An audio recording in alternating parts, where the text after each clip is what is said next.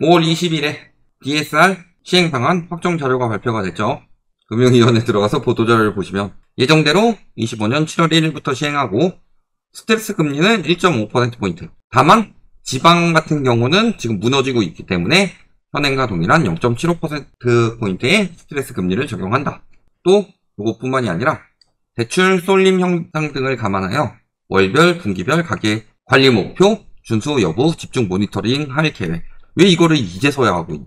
아니 도대체 오쏘공 할 때 가계부채 증가할 때 그때 금융위원회 뭐 하고 자빠져 계셨냐? 금감원 하고 관리 목표 잘 하고 있는지 관리하겠다라고 얘기해놓고서 안 하고 있다가 이제서야 한대요. 또 증감 추이를 보니까 4월에 5.3조가 증가했고 금융권에서 많이 증가를 했죠.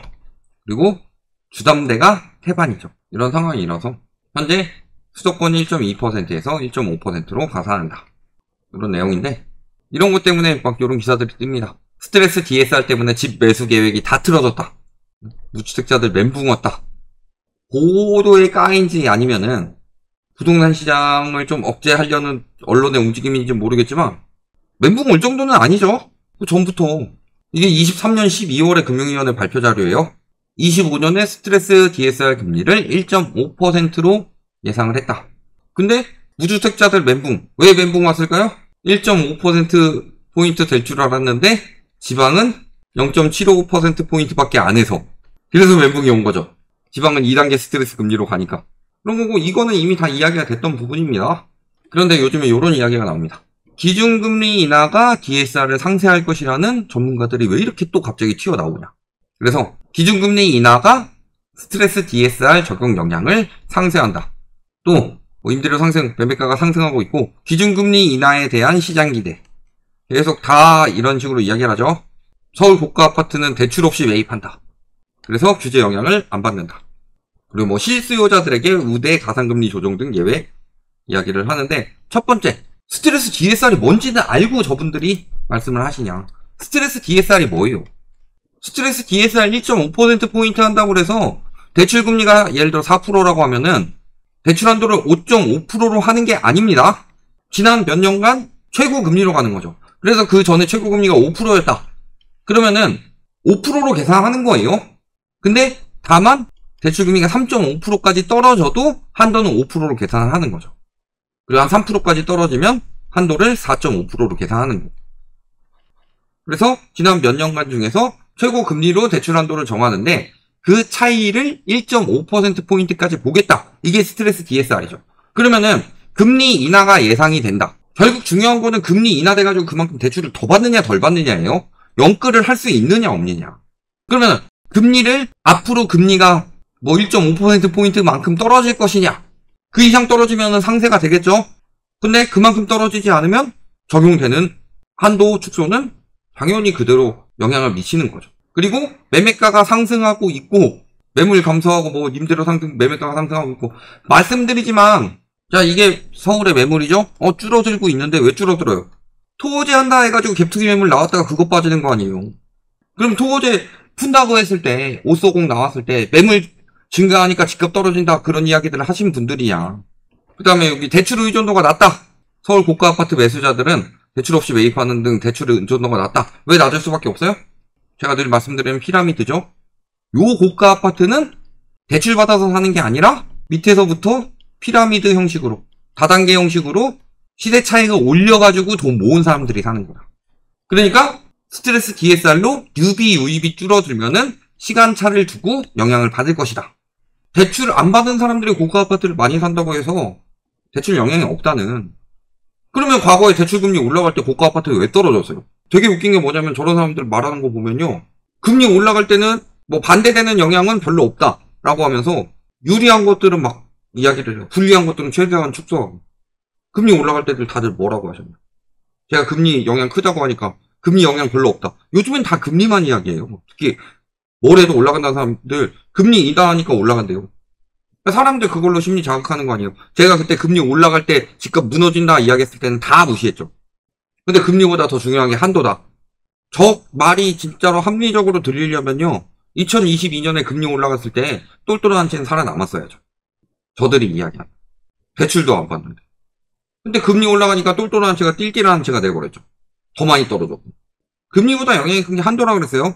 제가 2022년 11월부터 금리가 내리기 시작했죠. 10월 고점으로. 기준금리 올라갔는데 시중금리 내렸어요? 집값 오르던가요? 언제부터 올랐어요? DSR 우회하는 특례 보금자리론부터 나온 뒤에. 지금도요. 주담대 많이 늘어났다고 하죠? 저 주담대 다 어디서 늘었어요? 정책 대출에서 늘었어요. 규제 전에 대출 받는다 해가지고 뭐 5대은행 가계대출 뭐 3조 더 늘고 이번 달에도 저번 달에도 뭐 엄청나게 늘고 그래서 이 늘어나는 것은 스트레스 DSR 3단계 시행이 다가오면서 한도가 줄어들기 전에 대출을 받으려는 수요가 있다. 그리고 금리 인하가 상쇄할 것이다. 그런데 집 매수 계획은 다 틀어뒀다. 이 뭔 개소리야! 알고 있어서 미리 대비를 하고 있지만 시행하니까 발등에 불 떨어지고 매수 계획이 다 틀어졌다. 이미 다 알고서 대응하고 있었지만 계획이 다 틀어졌다. 시행하니까. 내용이 바뀌었어요? 아니요. 전부 다 오히려 완화됐죠. 지방 쪽은 완화해졌잖아요. 말 같지도 않은 소리들을 하고 있어.